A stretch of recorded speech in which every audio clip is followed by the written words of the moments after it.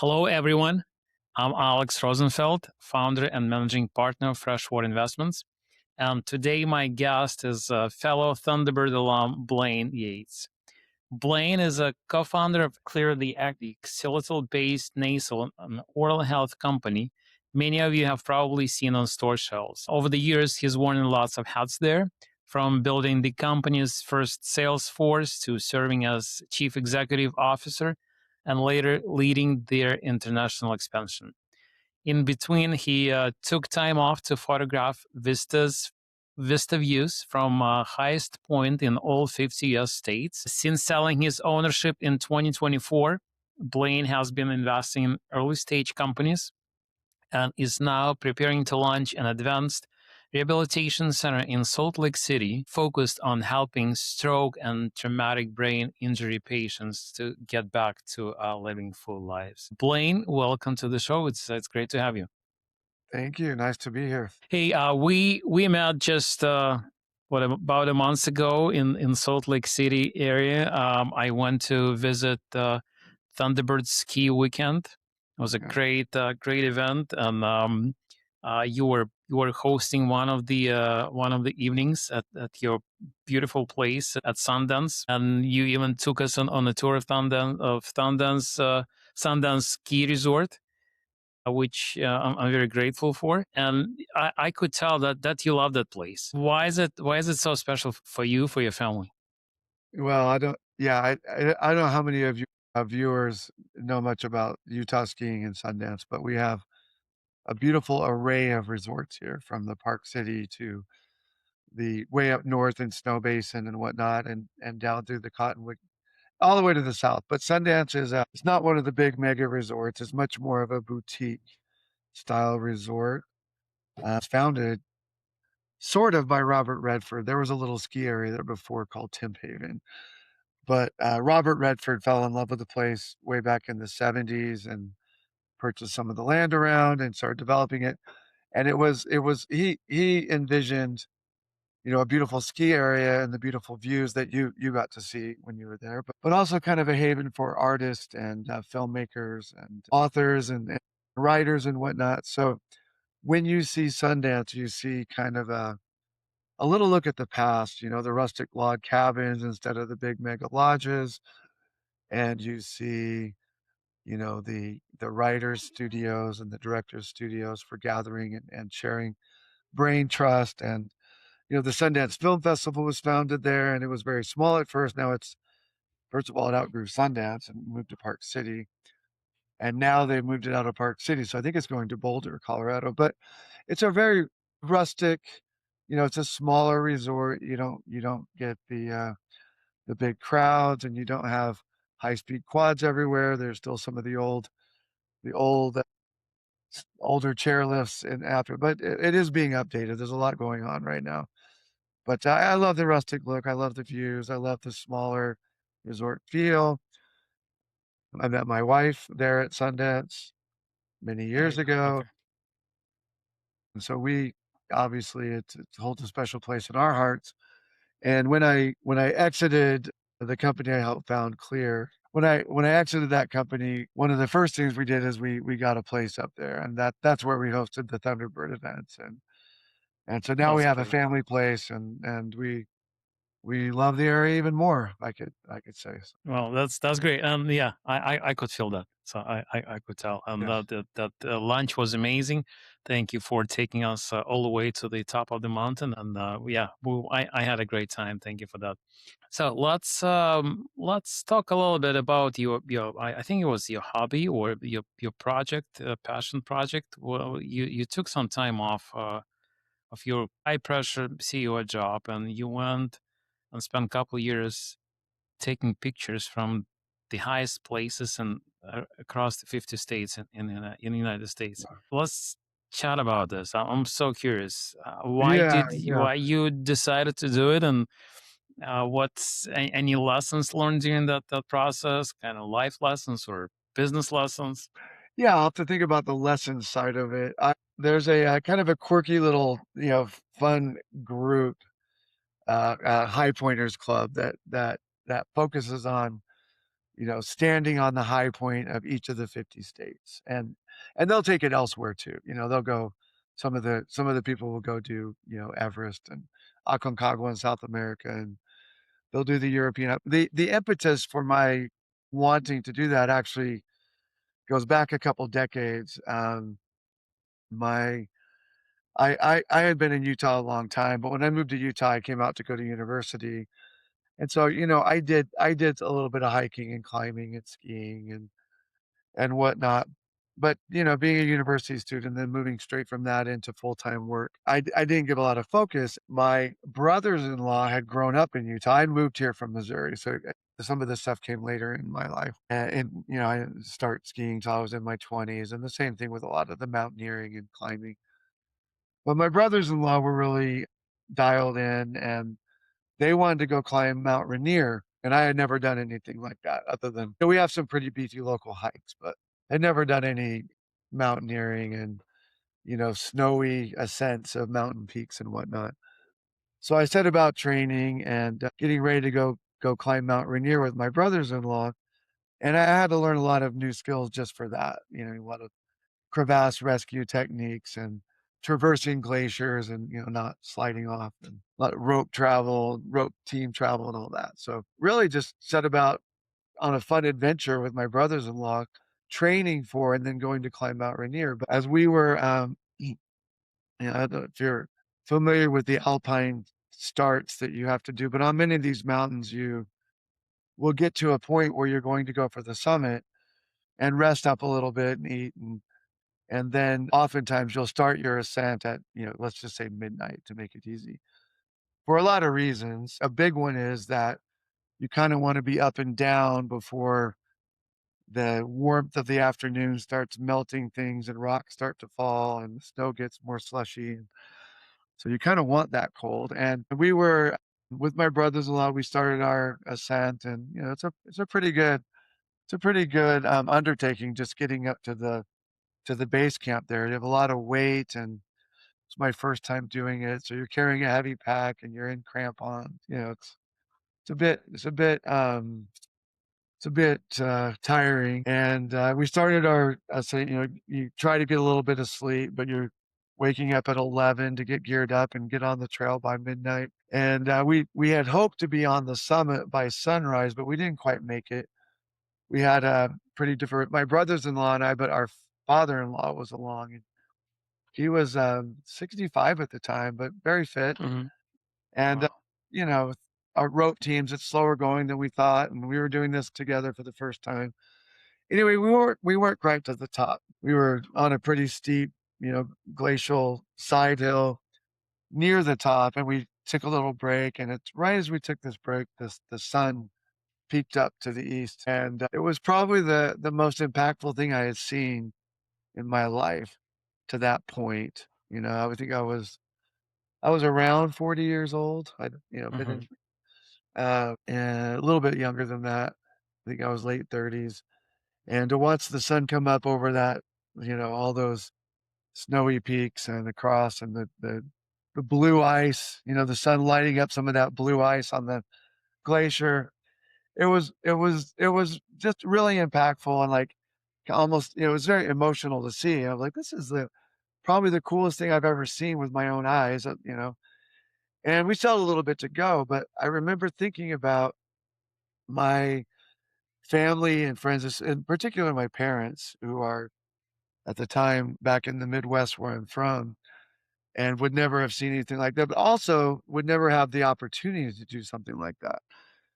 And so, I took some pictures and I started thinking about like how sad is that for the not just millions, tens of millions, hundreds of millions of people who would never have the opportunity to see a view like that. And then we finished our climb and we made it down safe. We had a few mishaps. My father-in-law lost his ice axe, and that's kind of like one of your main means of stopping yourself if you were to slide. And so we had to keep him a little tighter on the rope and keep a close eye on him. Just some silly things that went along with the adventure, but we made it Mhm. down fine. I wasn't in a place in my life when I could do too much about it. Within a couple of years, you asked me about the taking the break from work. You know, I was the CEO of Xlear at that time, and so I was able to take, a few days off and here and there to train and a few days off with the climb and obviously normal vacations. But I thought about it over the next couple of years, and there were a couple of local charitable groups that I was tied into, and we were doing the company Xlear was doing regular donations to. And that the idea kind of came to me that I was fit and I had kept up the skills mountaineering and gone to do some other climbs. I'd gone to climb Mount Whitney in winter and a lot of Utah climbs, and Colorado 14ers are a great place to Hmm. train, and there are several that are nice. And so I thought, the idea of doing a coffee table book and going off and I thought initially about that view from Mount Rainier, but you also have, you have Mount Hood in Oregon, and you have, Gannett Peak in Wyoming, and in Montana, there's and Idaho, and the whole West really, and even back east, Katahdin, which is the high point in Maine, and Mount Washington. There's all these beautiful views that I felt like I could achieve, but then people like my parents, I'm just using them as an example, but there are a lot, Hmm. would never have the chance to see that, so I thought, I could take these pictures and show them, make them available to people who won't have that chance, but I could do it in the coffee table book, and maybe if there's some sales from that, we could direct the funds to these charitable groups that I like, and that's where the idea came. It took a little bit longer to percolate and before I was able to kinda take a break from the corporate world and go work on it. But that's where the idea came from, was that Yeah, that that's morning amazing. with my brothers-in-law going up, Mount Rainier and seeing that sunrise over that glacier and just a crazy view that I saw. Got it. So can I see these pictures, or can So can they're we out find there. the kind?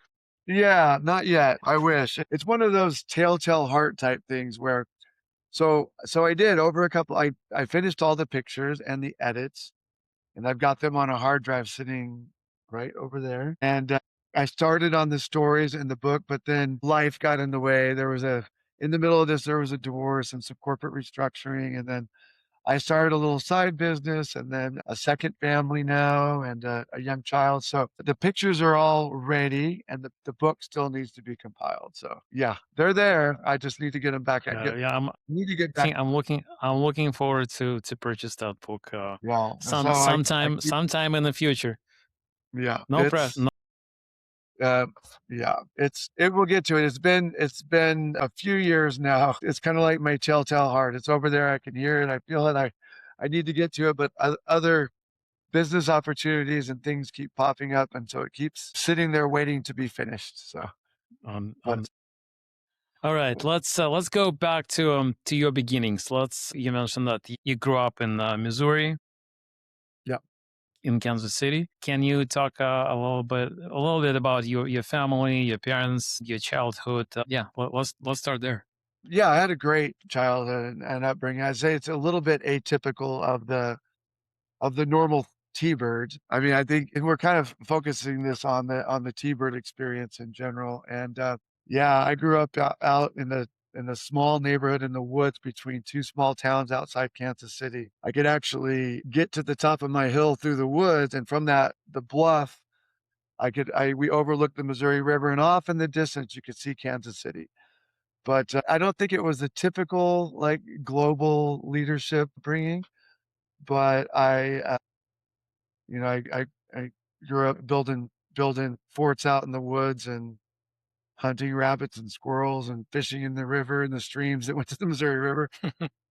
But I always had an affinity for language and cultural communication. When we would have, not in my home, but when we would have foreign exchange students come to my school, I was always one of the ones that was the most interested in where they were from and how they grew up and learning tidbits of the language, and I remember their stories. I have stories of I remember stories of a Palestinian exchange student who came and his talk about swimming in the Mediterranean, and, we had a Spanish exchange student who came who was actually from near Barcelona. As I was, taking Spanish classes in high school, and she would practice with me, but her first language was actually Catalan, and so she would show me that, and I would see the, the similarity, the kind of mix of French words and Spanish words in it, So I always had an interest, but I grew up, pretty rugged with blue collar parents, neither of which went to college or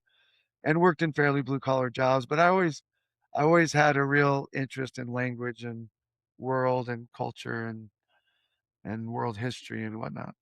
But did you have an interest in business? Did you have any hustles or side gigs while in high It's an school? interest Always an interest in business, yeah, and even as a small I remember, I grew up with the old in, Cub Scouts and then into Boy Scouts, and we would have we'd go door to door selling candy bars or selling light bulbs, and I would generally be, like, the top salesperson and win it, and I remember one of them, we were selling light bulbs, which honestly, kind of a great door to door sales hustle, I mean, just selling Everybody boxes of needs light them. bulb yeah, everybody uses a light bulb.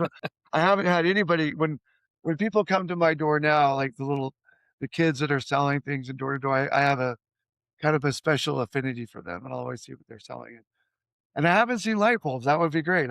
Maybe I should, like, mention that to some of the neighborhood kids that are always selling stuff, but anyway, I won this competition, and the winner got a 10-speed bicycle, and, like I said, I lived in a neighborhood that was a few miles from the 2 closest town, which you might recognize because I know you have some dealings back in the area, but I lived right between Parkville and Riverside, Missouri, which is right along the Missouri River, Hmm. and but with that bicycle, I was able to get into the towns, and so I would ride my bicycle into towns, and I would buy things to resell in the neighborhood, and I remember at one point, around the 4th of July, I would go into the fireworks stands and buy as many fireworks as I could carry, come back, and I'd set up a little mini stand in my driveway. And, it was only over a few week period, but during that few week period, I remember I was making more daily than my parents were making. And I was like, Wow. I was a 12-year-old kid. So it must have been a Yeah, revelation. Like I don't need to go that route. Like yeah, I would need to start a business. yeah. Well, yeah, so I'd say my first, like, slap in the face on entrepreneurship versus not is I would always I had neighborhood lawns that I mowed, I had kids that I babysat.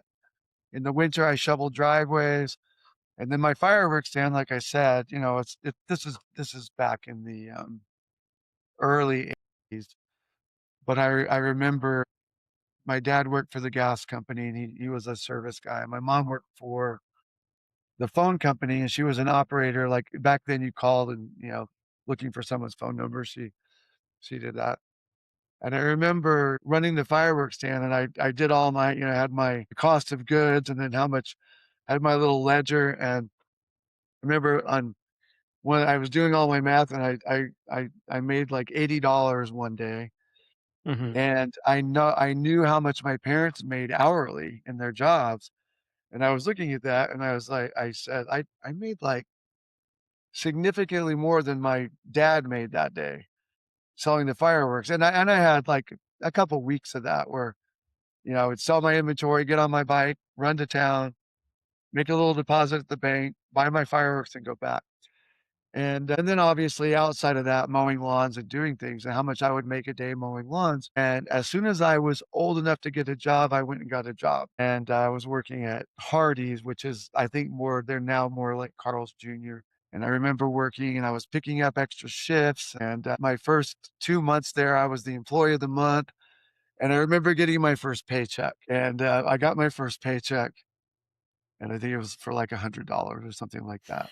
And I remember looking at this paycheck and going, I worked my butt off all day, I'm going to school, but at the night and the next and I could have made this much in like a day mowing lawns. I was like this. So there was at I knew at some point that I needed to do my own thing. That working for someone else, the money was going to someone else. So I guess that's a great segue to your chapter a little bit forward in the future with the Xlear company. Can you or one of the co-founders of the company? So let's dive into that big story that defined your life for the next couple decades. Yeah, so when I was be a little bit of a lead into the founding of Clear, but when I was, off to university, I had I grew up Mormon, and so that and I've since given it up, but I grew up Mormon, and I did a Mormon mission, and I was Spanish speaking, and so Mhm. I I always had been studying Spanish, and I had some Spanish family, like, ancestry as well. My grandmother spoke a little bit. But I went when I did that Mormon volunteer work or the missionary service, it was in Spanish. So I started developing language skills, and I went to university at which is what brought me to Utah, as I went to Brigham Young University. And again, I had always had an affinity for cultures and language. And so my undergraduate was in international relations, it's a political science type, and also Spanish. So I was working on my language then. And even at that point, I had my eye on Thunderbird. I knew about Thunderbird, and I really didn't enjoy business classes. I Hmm. didn't enjoy, accounting, and, you know, I saw the need for it, but I started out majoring in business, and I just did not enjoy the coursework at all. And I did enjoy the political science type classes and the more history, and so I switched to international relations and Spanish, but I worked full time the whole time I was in college because I just didn't have financial backing, and I really am anxious about having a lot of debt. So I worked full time so I could kinda keep up, and after college, I the company I was working for, hired me on. And so I went from project management into a sales side, and if you know the Mormon story much, at BYU, I was married young and had a child fairly young, and I had become a sales manager at this company, and I remember I was, home, my daughter was sick, and I was home, and I had my daughter on one hip, and I had the phone in my ear, and I was negotiating a contract with a client, and my daughter was little at the time, a toddler and fussy. And I remember I just told the client, I was like, I said, like, "Can I call you back? I'm what I'm dealing with at home." And the client was very understanding. It was not a problem at all. It was just like, "Yeah, call me back when you get her down for a nap." It was that type of client. We had a good relationship. Trying to finish their contract, but with a fussy toddler wasn't working. And my brother knocked on the door and came over with a friend of his, and his hung up the phone and opened the door, and they came in, and I was like, "Ah, she's got another ear infection." She was getting these middle ear infections every couple months, and we were having issues with her being, like, resistant to different antibiotics because she had was sick so often, and it was just this strange, serendipitous type, whatever you wanna call it. My brother's friend said, "Oh, that's interesting." He goes, "My dad's a doctor." And he said, "Have you heard about xylitol?" And I had not. I was like, "No, don't know what that is." He said, "Well, it's a sweetener, it's a sugar alcohol," and he went into the description, and he said, it's actually used in, like, sugar-free chewing gum and gums and, some candies, and they found a really solid dental benefit to using the sweetener." And he went into a little story about the molecular structure of the sweetener and how the bacteria that causes tooth decay, it looks like food. It looks like a sugar, like sucrose, like your table sugar to it. But it's a little bit different molecularly in that structure. The bacteria will ingest xylitol, but to keep it in layman's terms, it kind of gives it indigestion. It can't break it down like it could a sugar, and because it can't break it down, the bacteria is weakened. For one, it's wasting all this energy trying to digest this food molecule. But from a dental perspective, it does a couple of really important things. And one is when that bacteria, it's a strep bacteria called strep mutans. When that bacteria breaks down sugar, it releases an acid, which lowers the pH in your mouth and makes your mouth acidic, which is what eats away at your teeth and causes cavities. And the bacteria also produces a sticky substance. It's like known as a biofilm. And when the bacteria are fed xylitol, they can't break it down. They can't make the biofilm. So they don't stick well. They don't colonize well. And the bacteria doesn't produce that acid. So the pH stays healthy and your mouth is not acidic. your teeth are able to mineralize. So with the bacteria not sticking well, your mouth is able to wash it away more readily, so the Hmm. colonization is lower, and without producing the acid, the pH is better. But he said, well, I won't go into too much of that, the dental benefit, but the dental benefits of xylitol are pretty fantastic. And he said, but they were doing some studies on underserved populations and more in countries where they don't have access to the same dental care we would here in the US or most of Europe.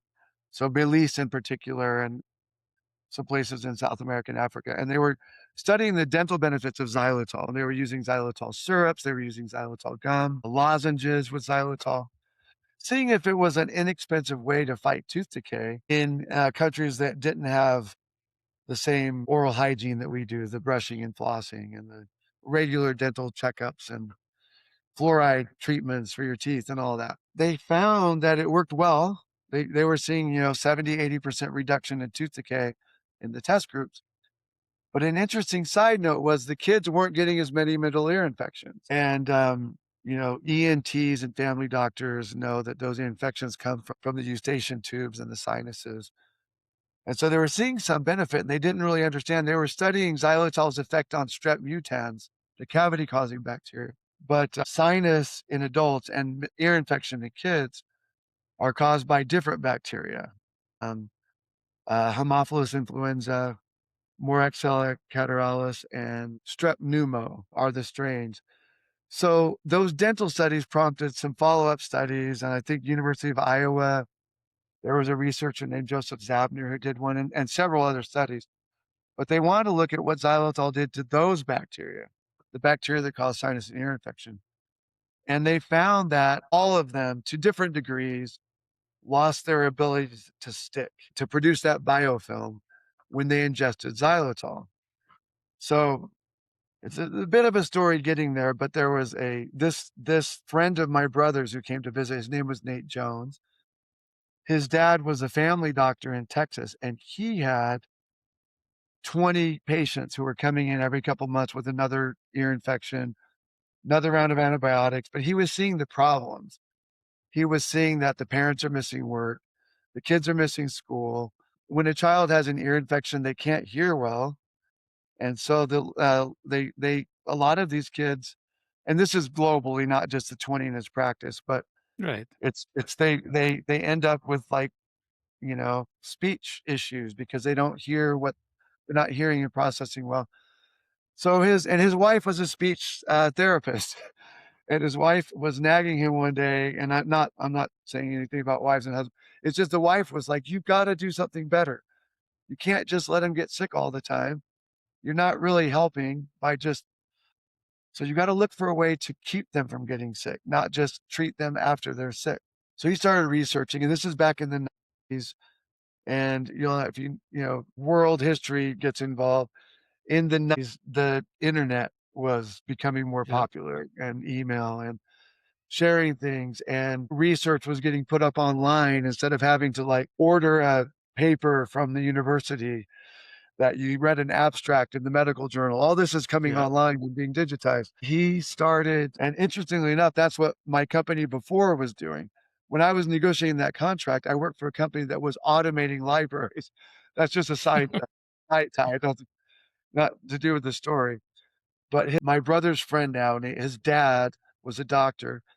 He had started looking into preventing ear infections and just digging through research that was coming online now where university libraries were digitizing their paper reports and whatnot. And he found this dental study on xylitol and how weird side note, these kids that were chewing xylitol gum weren't getting as many ear infections. And then he found some follow-up studies that showed that xylitol had a similar effect to the dental bacteria on the nasal bacteria. Hmm.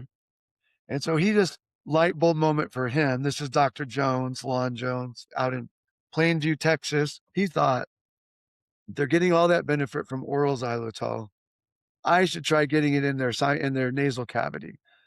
And so he went down to the health food store, which is the only place you could find xylitol back then. Now you can find it in the grocery stores and online everywhere. And then he went to the pharmacy and bought just a general saline nasal spray. I think it was Ocean, which is everywhere. And he did a lot of research on the right concentrations.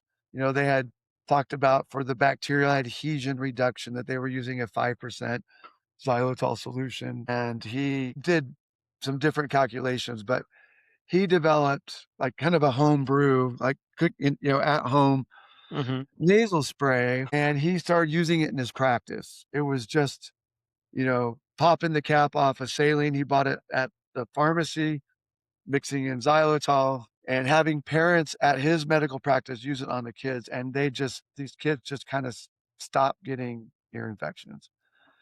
And so he said, I need to take this to market. But he was older at the time and he was a doctor and he was busy. And he had 14 children. And he said, I gotta see if one of my kids wants this. So he put it out, and his son, Nate, who became my business partner in Xlear, and actually he's the main founder, it was his product. I assisted. Um, he said, "I would like to take this to market. Let me give it a shot." And so his dad said, "Great." And so Nate Jones is standing in my condo living room talking to me about this. And I said, "Well, if you need help when you take this to market, I would love to help." And, he went out and spent some time looking for investors. He had a hard time because it's essentially sugar water, right? Yeah. And investors are looking for a pharma, and he was talking to, big consumer products companies like Johnson& and Johnson and pharma companies, and they all kinda said, "This there's no drug, there's no hook. You don't have years of research, and you don't have this and that," and, he just was having a hard time finding a fit. And I said, "Well, why don't we just get out and start talking to doctors?" And so I put some of the seed money into the company and, helped him with his elevator pitch and his messaging, and, we set up a And little. you were not concerned that all these big companies said no to your to your co-founder. Didn't It's just it was not a obstacle for you. No, because and I think the reason was I had personal experience with it, right? I left out a little key part of that. Aside from Doctor Jones's experience in his practice, Nate Jones went and got me a couple bottles to use with my daughter. Like I said, she was getting sick every 6, 8 weeks. We had another round of ear infections. Started using it with my daughter, and immediately she was breathing better and feeling better. And it's not a drug. It doesn't like kill, it's not an antibiotic or anything like that. It's just a way to wash the bacteria out and keep your nose clean. But it lets your body fight it much more effectively because it's Right. lowering the bacterial load, right? And your body can handle it better. Anyway, she got better pretty quickly. And we used it over the next few months, and she didn't get another infection, and that's when I was talking to him and saying, "This stuff seems to work pretty well. If you wanna take this to market, I would love to get involved." And he said, "Well, I'm out talking to investor groups. I'm probably gonna go raise a couple million, and we'll take this thing big." And he was finding that he was having a hard time getting investors. Again, it's not a drug, it's not a pharma product.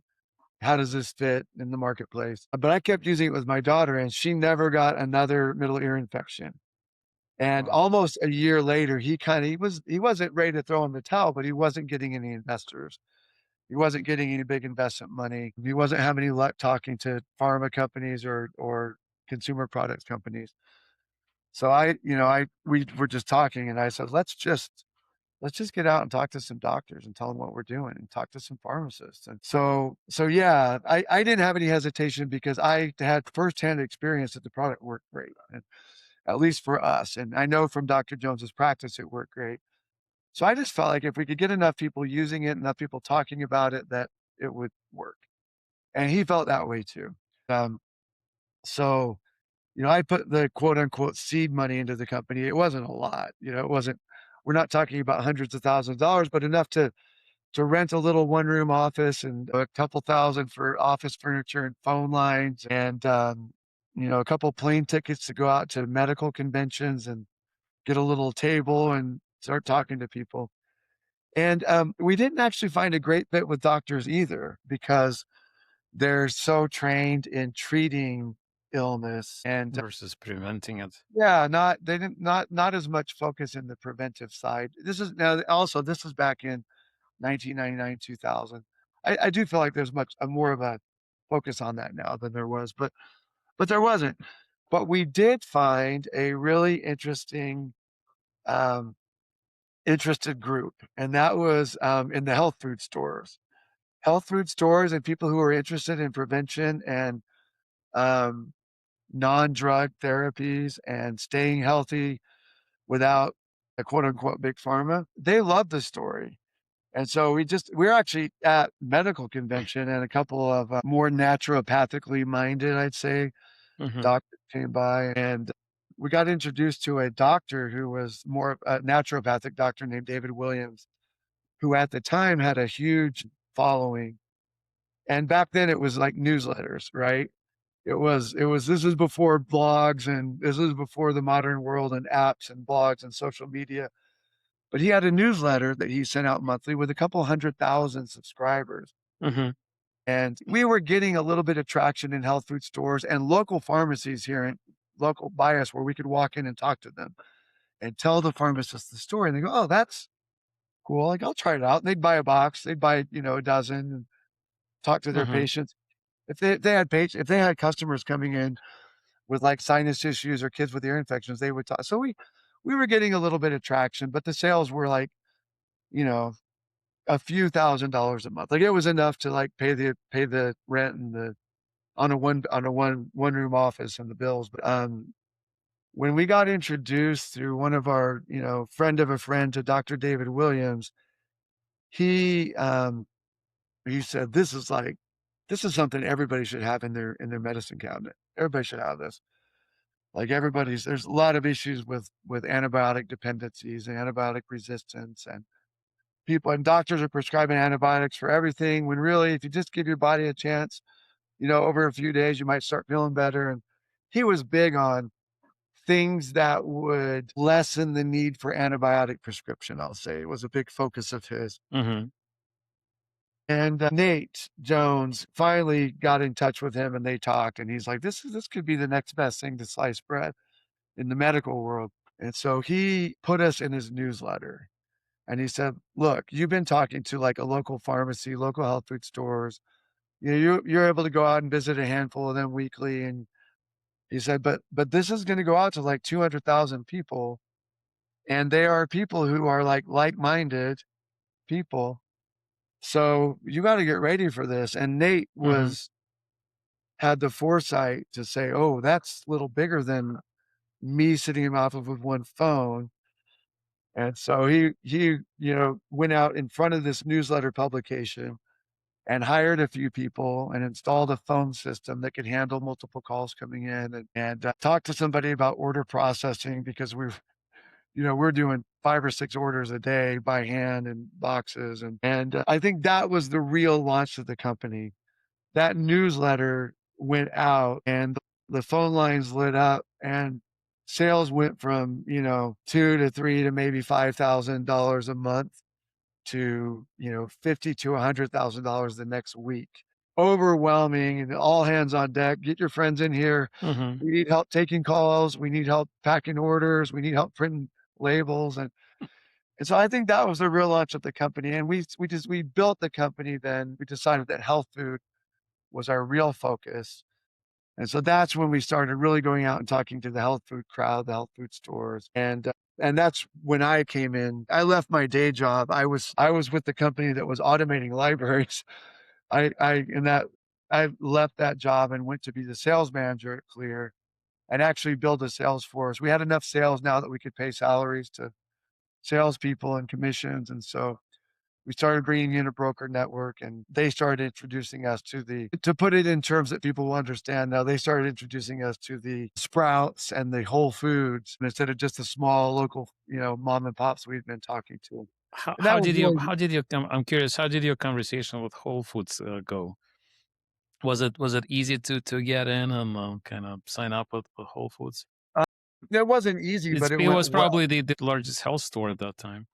At that time, yeah, yeah, I think Sprouts and Whole Foods, and there were some regional chain. What's become Natural Grocers now was a chain in Colorado, and there were quite a few. We didn't go right into Whole Foods. We built it through mom and pops first, and some of the smaller regional chains, like the one that's become Natural Grocers now in Colorado. We found a good, nice following around Boulder, Colorado, and in California, the Bay Area, and in general areas that were more natural products focused, we did well. It was a couple of years in before we went and pitched Whole Foods, and by that time we had the infrastructure built up and the sales team. Our broker, Whole Foods at that time, you sold to the different regions. It hadn't consolidated around Austin, Texas, and it hadn't been bought by Jeff Bezos at the time. So Whole Foods wasn't really one sales call. You had to sell into each of the individual regions. And so it was, I mean, each Whole Foods region was like a a new account call and setup, and there was a new buyer that didn't know about you, and you didn't have the real so it took some time to get nationwide in Whole Foods, but we did it over a couple of years, and once it's, like, selling well in 1 or 2 Whole Foods regions, the other ones were much more amenable to the messaging, you know? Mm-hmm. But that was my job. When I went to Xlear, I went there to build the sales force. Initially, we started with independent brokers, and then we brought in more in-house sales teams, and yeah, it was exciting and fun. We were starting from ground zero, and we built it to a national brand through the health food channels. But it did start, like, over the years, there would be a pharmacist here and there that would order it, and so we focused on the health food channel, but we did register it with the big pharmaceutical distributors. So, we over the years, we would there would be enough interest in the pharmacy that McKesson would want to carry it, and so we registered with McKesson, and we registered with Cardinal and AmerisourceBergen, and we started establishing those relationships. Though we weren't actively targeting the pharmacy chains, there were pharmacists out there that customers were going in and requesting it, or their doctor. We did a lot of medical and dental conventions and educating doctors about our little product for preventing sinus and ear infection. Doctors in general, at the time in general, weren't big on sending their patients to the health food store. They viewed health food stores as, well, you're just as likely to, buy some crystal and Right. some crazy herb from South America, and a lot of doctors weren't big on that, but they would send them to the pharmacy, and so we developed little tear sheets where the pharmacy had the McKesson codes where they could just bring it in, and so we started, like, kind of organically going into the pharmacy chains without really focusing on the pharmacy chains. Yeah. So what would you say were like biggest challenges in scaling this company? Well, for Except building the sales organization.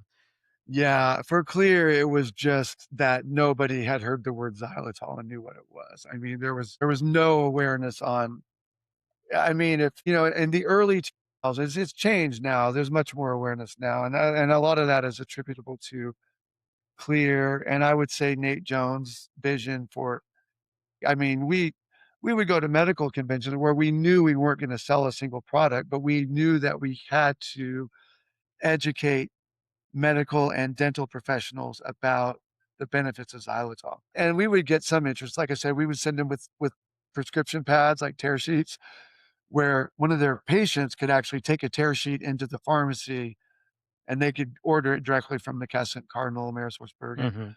Hmm. It was education. It was educating medical and dental professionals about the benefits of xylitol, but at the same time, there was no consumer awareness of the benefits of xylitol. So we spent years and millions of dollars on both consumer education on one side, but on the other side, educating those who would recommend it, dentists and dental hygienists and doctors and nurses and nurse practitioners in the ENT clinics and kind of a focus on ENT and pediatrics. Because it's just, we would go to, like, the head and neck surgery conventions and things like that, and it great we did a lot more educating than selling, but, 10 years later, you start to, the all those seeds that you planted start to pop up around the country, and what happened, like I said, we were in pharmacy, but we weren't focusing on pharmacy chains. Our big customers were and I'm talking, all the way into 2010, 11, 12. We're 12 years in. We finally started going to some of the shows where we would talk to the big pharmacy chains, to Walgreens, Rite Aid, CVS, Target with their pharmacies and whatnot, Walmart, and we started popping up in there. But when we started doing, we initially, I think the first pharmacy chain that took a leap with us, which was after I had left the sales, and it's actually as I was getting ready to take my little break in like 2012, 13, is CVS was the first one to say, I think there's enough interest in this, let's bring it in. So CVS brought us in. And the first few years were a real struggle to get the turns that they required. Like we were barely making it. One of our lines, one of our SKUs didn't, and it got discontinued. But then one of them was doing well enough that they kept it. And they were, to give them credit, the CVS corporate, they were pretty big on the potential benefits of the nasal spray. So they gave us a little leeway. I don't think they would have given everyone and kept us in there. And, when COVID hit in 2020, all of a sudden the whole world got focused on prevention and not getting sick. Yeah. And during those first few years, 2020 into 2023, our little nasal spray was actually the number one selling nasal spray in Walgreens, for instance, for a while. I mean, it's Wow. since COVID subsided and that's gone down, the big multi-billion dollar pharmacy backed, there's sprays in there that are owned by, Church and Dwight and GlaxoSmithKline and all that. We've dropped back a little bit, but clear nasal spray still does really well in CVS and Walgreens. And like I said, for a moment in time there, it was the number one selling nasal spray. It was, Congrats. long, long, long time. And honestly, have to give credit to my business partner at the time, even though we didn't see eye to eye on a lot of things, we butted heads, but he was very adamant on spending the time and money on both consumer and professional education. Great. Well, I wanted to switch gears a little bit, and talk about your Thunderbird story. Oh yeah. So you building this company, you CEO of the company, and in 2009 you decided to get a Thunderbird degree, the executive MBA at Thunderbird. Yeah, yeah. How did that thought came about, and why did it cross your mind? So I'll backtrack a little bit to my time at BYU, at Brigham Young University. When I graduated with a degree in international relations and Spanish. My intent was to jump right into an MBA. I had that. I spoke Spanish fluently. I had a nice proficiency with languages. I could get by in Portuguese, and I would pick up a book in French and read it, and then look up the words I didn't know, and for the most part. And I actually wanted to go to Thunderbird. I graduated in 1992, but, I found myself starting a family and needing to pay bills and feed a family more than I needed to, continue my education. Like I said, I was working full time while I went to college. As soon as I graduated, the company I worked for offered me a bigger position with the salary, and I actually moved out of project management and into the sales side of the world. And then, yeah, I really I couldn't just go right back to school. I needed to, uh, needed to pay rent and buy groceries and, make car payments and all that. So it took a little bit of a back seat, and, I just went into the business world, and I moved in 1996. I moved from project management and into a sales position, and I immediately got recruited away by a competitor. And that's the company. I had my daughter on my hip, and I was negotiating a contract, and then I did well. I was one of the top salespeople, and they made me a sales manager, and then we decided to start a company in 99, 2000. We started Xlear, and so then we're in an early stage company, and I'm busy with that and building. Like I said, I always had in the back of my mind I wanted to do an MBA, and I had in mind Thunderbird was a big one, and I think University of Texas at Austin and UCLA had the programs. I wanted to be globally focused. I always had that affinity. and I wanted a business degree, and I actually, as I graduated BYU, when I started looking at those programs, I actually applied before was getting accepted when I found out I had a child on the way. And I had been accepted to UT Austin and UCLA. It's either UCLA or Pepperdine. I applied to both, and anyway, I got accepted into the programs I wanted to get accepted to, and then I had to say I'm not coming. I gotta stay working. So we started Xlear, and again, I was just busy with different things, with starting a business and a family, and then running a business. And when we started Xlear again, I came on board to run sales, and kind of we it was just my business partner and me and a few other people. And so I was the sales manager, and then I titled myself VP of sales, and so and he was the president and the CEO, but he was busy with some side projects, and he had hired somebody he thought would be the CEO, and it didn't work out.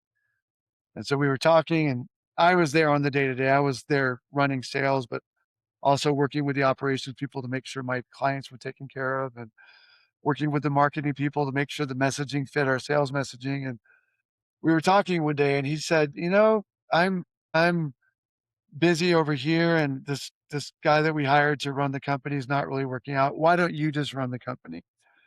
So, I was running sales for a handful of years, and then I became the CEO of the company in 2000, and we were, growing from just a few million years up to the 20 million mark, and from a handful of employees up to 100 employees. I was busy, but I always had in my mind that I wanted a master's degree, and I wanted it to be globally focused, and I was the CEO of the company, so a business program that was globally focused, like, made perfect sense. And so in 2009, I said, I can run this company and do a master's degree as long as it's the right program." And Thunderbird had an executive program where it was very compressed. It was over 18 months, actually a little less, and it was, every other weekend in Glendale, and then 3 overseas, cohort, visits and whatnot. And so I talked to my business partner and, my vice presidents, the guy running sales, and the lady running marketing, and the finance team and all that, and I said, "I think I can do this, right?" And they're like, "Yeah, yeah, we can. You can be gone for a few days here and there, and a couple weeks here and there." And it was 2009, like, you cell phones and email, like, I could be in Geneva or Moscow or Lima, Peru, and I could still be running the company while I was taking classes and stuff. So I did the executive program, and it worked really well. And, I would fly down on a Thursday night for Friday and Saturday classes in Glendale, and fly back Sunday evening. And my brother, lived in the Phoenix area, and he had young kids, so it was nice for me to go out down and do my classes, and then see my brother and my nieces and nephews, and then fly back and run the company during the week, and then every other weekend down in Glendale. And, I That's had a that's great. cohort And of did 50. Go ahead. sorry, and did your approach to running a company change in any way after finishing your executive MBA? Did Yeah, you no, I apply any lessons from Thunderbird to Clear? so we applied, I think a lot of things. I would say this, I would say when you're running a company for several years, and I had been running the sales side of things, and before that, I had been a project manager, and then sales, and then I became the CEO. And during that time, we had to buy land and build a new headquarters. And so I had a lot of, like, practical business experience, right? I had a pretty good concept of finance and financing, and we had worked with banks on buying the land and building the building. And so I felt like I had a pretty good business head. But the Thunderbird experience was fantastic. A lot of things on the operational side, in the operations classes, where I had a VP of operations, and we had production managers and shipping managers and procurement managers, and I had a team. But, when we ran through some of our operational classes, we would have to do case studies, and I would actually, like, bring a classmate up to Utah, and we would go in and film some of the processes we were going through, and I would take them back to my class, and we would analyze the video. and then I would take recommendations. And so we did a lot of like efficiency That's amazing. enhancing things because of the classwork. And then, even on the finance side, we would, we never had to like float bonds and get financing that way. We were able to get bank loans and things.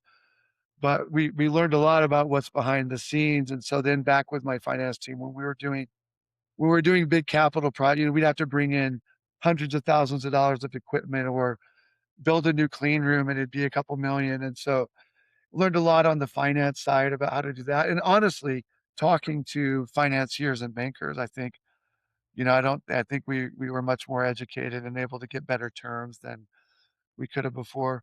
But the big thing was the networking. While I was at Thunderbird, we my classmates were from all over the globe, and that's just the standard at Thunderbird. But when we wanted to expand into new countries, I immediately had, men and women with really strong ties in Mexico and back in Europe. We had French and Spanish and Polish classmates and a Russian classmate. And so I immediately had someone who came from generally a well-connected business family in a different country, a point of entry where I could say, "Can you help me find the big, you know, who's importing into your country with strong ties into the pharmacies?" And so the alumni network was like really uh, growing our business. And why, when I had left for a couple years in 2014 to 16, I was still the CEO into 2014. And then I stepped back and we had hired somebody who I had working as my CFO for a couple years to run the company. And I was felt that I had built the business to the point where and I had enough ownership that I actually could not work and just get by on the quarterly dividends and go do some other things, and I decided to do this photography project. But we decided we wanted to really build our international network. So in 2016, I came back, but with a focus on building our global business, and I immediately started working my Thunderbird contacts. And our biggest customer right out of the gate was, not one of my classmates, but one of the local alumni chapter ran an export business, buying US products and selling all over the Middle East. And he became our What biggest country was it? he so he had been the export, manager for a large company called Nutraceutical Corp. So he had, built a network all over the Middle East. It wasn't one country. He bought God. products in the Oh, US and then exported them to his customers in the UAE, in Jordan, in Saudi Arabia, Kuwait, and Qatar. And so he became one customer, but through him, access to 8 different countries and pretty quickly became our biggest international customer. And then one of my classmates had nice contacts back in India, and he became a customer buying our products and exporting to India. And so the alumni network actually became probably the biggest benefit. A lot of for business fine-tuning international expansion. and efficiencies, but when we were able to start selling in other countries, the alumni network was just great. It was like plug and play. I got a guy kind of thing. So, yeah. That's great. Well, I'm sorry to that the time is running out for us, but and I still have so many questions. Maybe we'll have to do part two sometime in the future. But what message do you have for our Thunderbird community? I know you well connected. You're still working and investing with Thunderbird alumni. Do you have anything to say to our broader community? Yeah, I think for a while I was so busy after I graduated with, running the company and family things and whatnot that I didn't plug in as tightly as I should have to the local alumni network. And so I was using like my classmates and whatnot. But there's just immense value in your local first Tuesday. Here in Utah, it's the first Thursday, but your local network. And then to this day, if I was looking for an attorney in Peru a couple weeks ago and I just looked up Lima alumni chapter head contacted them. He said, "Oh, my best friends are attorneys. Let me talk." I just that just keep your ties to that alumni network because it's invaluable for so many different reasons. Excellent. What advice would you give to a 20-year-old self having all that experience you have right now? I would say spend as much time as you can learning about other cultures and business environments because the cultural awareness and cultural I can't remember what the term is, but the cultural, like, the intercultural cross-cultural communications classwork at Thunderbird, I was, to me, the most interesting, and the area where I think, I think you can benefit the most by learning how other cultures work and learning you gotta slow down and take your time in some cultures, and other cultures wanna get right to business, and I think a lot of deals don't work because the person that is sent to deal with it just loses their mind. If you're in Latin America and you're dealing with the "We have a meeting at 2 o'clock" type person, or if you're working in the Middle East and you're thinking that the deal is gonna come to fruition after a couple meetings because we worked out the deals, and not realizing that it's gonna take getting to be friends and like part of that business is family. I think just learning that you've got to work differently wherever you are, and taking the time to learn about the culture and the people and the customs and, everything from how the schedules work to just I say closing a deal is different in every country of the world, and you've got to be flexible and learn to roll with the punches. Awesome. Awesome. And what's your, my last question, what's your next dream travel destination? Travel destination, Yes. goodness.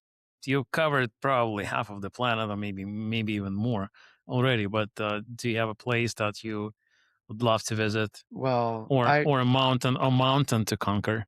I will say this. No, I mean, I love climbing mountains. I'm gonna actually turn this towards you, Alex. My dream would be to go visit a rebuilt Ukraine. I just am heartbroken over the garbage that's going on in this world. I would love to go out and raise some money for the rebuilding and then go back and be able to see a peaceful rebuilding Ukraine. That would be a dream. That would be great. Yeah, I appreciate it. I've seen um, your post on Facebook. You were actively raising money when the war started. It's been a Definitely while think, now. It's like there's yeah, so much going de- on. definitely thank you for that, and thank you for the thought about Ukraine. And hopefully we can make this trip together sometime, I would love sometime, sometime soon. I would love to. I don't know how we pull it off, but I would love to. Thank you, Blaine. It was a great conversation. It's an honor to meet you and to speak with you. And congratulations on your success, and good luck with your investments and future endeavors. You as well. I know you're in a lot of things. So right back at you. Thanks, Alex. Thank you.